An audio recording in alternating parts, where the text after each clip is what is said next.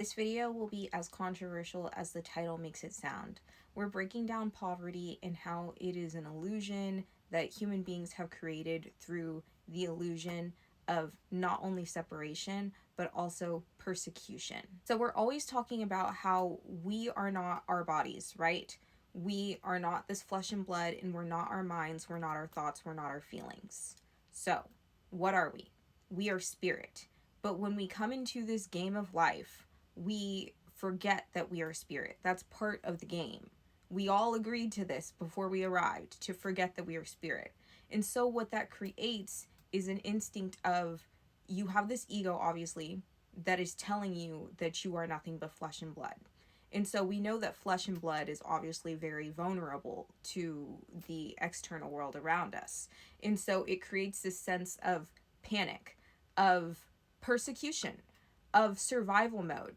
And so all of us are in survival mode because we believe that we are animals rather than spirit. But spirituality reconnects us to our truth, our real identity in not only spirit, but in God, which is oneness with everything in existence. We're here to learn more about ourselves through the process of forgetting so that we can learn more about ourselves through a different perspective that we would not have the opportunity to if we were still just knowingly in spirit.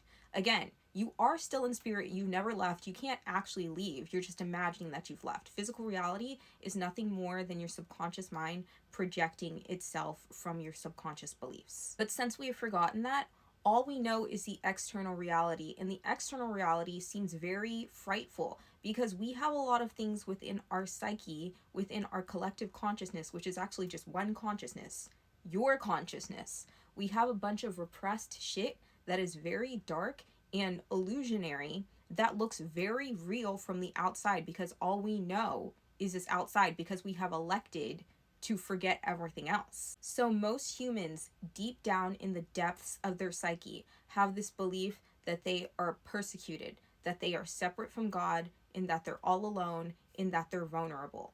This is obviously a really dark idea to be living with, and so in order for us to cope with it and get through our days, we just repress it. We don't think about it. We do everything that we can to avoid it. And so what ends up happening is that this shit manifests in our physical reality until we can figure out that we need to deal with it. So many of us are under the illusion still that the reality outside of us has nothing to do with what's inside. And so we just try to fix the outside without trying to fix the source. Because fixing the source is even scarier than what's presenting itself on the outside. Because again, remember, the inside is the only thing that's real. All of this is just a projection. Think about it this way. Which is more actually horrifying? A tiger, like the image of a tiger, or the feeling that comes up when you're next to a tiger and you don't have any defenses on you? Like, it's what's coming up inside that is more scary than what's actually outside of you. Now, how does this connect to the idea of poverty? Okay, obviously, none of us have the idea that poverty is a positive thing. We all feel like, even if you're very conservative, you still feel like it is a negative thing in that it victimizes people, in that it makes them unsafe. Our belief that we are unsafe and that we are vulnerable therefore manifests in what we see as poverty, in homelessness, in empty bank accounts, in empty stomachs, etc. We look at poverty and we look at poor people, and on the inside, we see persecution. And it confirms that belief that we have, which is a negative belief, it's not actually reality, that persecution exists and that we need to protect ourselves. It protects this idea that we are these animals, and it protects our ego. Because again, our egos are the things that are thriving off of the idea that we are nothing more than flesh and blood, and that we are vulnerable, we need protecting, because the ego is telling us, I'll protect you, I know how to protect you. And the ego insists that you exist as an individual outside of everything else in the physical reality. Even though the body is part of the physical reality. Like, it's not actually you. Obviously, the belief in poverty does not feel good. It does not feel good for the vast majority of us to walk down the street and be constantly witnessing and interacting with homeless people. It reminds us that that is something that could happen to us.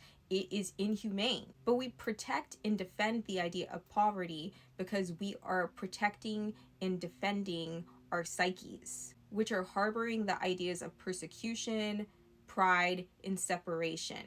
And when we feel like our beliefs are being reinforced, like we are right, that is one way that the ego is deriving pleasure. So we are getting pleasure from believing in these systems. But even more, this is where it gets deeper. Since we are perceiving poor people as being persecuted, when you interact with a homeless person or when you just witness a homeless person, most of the time you'll feel sorry for them or you'll just wish that you weren't them.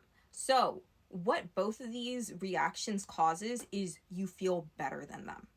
That's a fucked up thing to admit, but like that is what happens with most people, is that you end up feeling good about yourself because you're saying, "Oh, well, I'm a good person because I feel bad for this homeless person."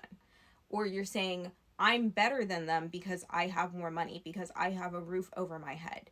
And so that is one way that the ego supplies a fake hit of pleasure, which reinforces your relationship with it and makes you want to keep the ego around. The ego is keeping you from God realization, the realization that we are all one consciousness, in that we've never left spirit. And when you actually realize that, that's when you'll experience true bliss and true fulfillment. All the ego can offer you is like these cheap dopamine hits, and it'll do it for you by convincing you that you are better than, you are safer, you are more evolved, etc., and that you need to protect yourself from other people and from other people's circumstances. So it's like survival of the fittest, and you're looking out only for yourself. But there is no self, is the real tea. That's what spirituality is all about. We also don't talk about how condescending it is to feel sorry for a poor person, no matter how poor they are, because you are denying this person's divinity. You're not seeing them as who they truly are, which is a soul. They're not this flesh and blood. They're not actually suffering. If they are suffering, then it is their ego. Furthermore, unless you are actually in their shoes, how do you know what their experience is? You don't. You're projecting an idea of what poverty and homelessness must be like from them, and that's coming from your psyche. Your ideas of victimization and of persecution that you are holding on to dearly. And you believe that by holding on to these ideals, and that by therefore seeing them confirmed in the world and feeling badly about them, that you are doing a good service to humanity, that you are being a good person.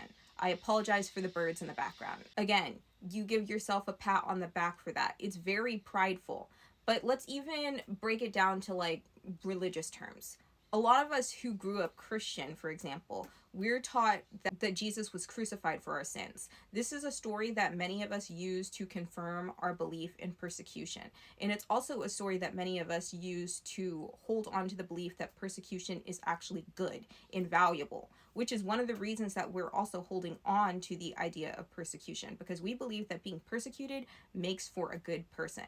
That if you're poor, that actually makes you a good person, that makes you resilient, that it makes you strong. So we think about the idea of Jesus being crucified on the cross, and we look at him as a victim. He didn't do anything wrong, and yet here he is, nailed to the cross, skin torn up. He's judged in every which way, and then suddenly he's killed, and it's supposedly for our sins. And we all praise Jesus for this.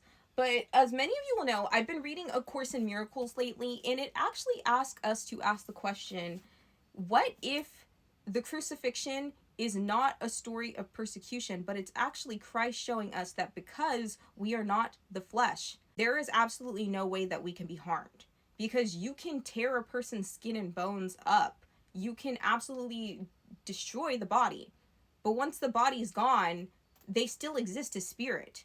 We are only ever spirit. So you can't actually harm Christ. That is Christ consciousness. You can't actually ever be harmed, whether it be through poverty, through murder, through abuse of any kind. You are invincible, you are immortal, and you were created perfectly by God's will.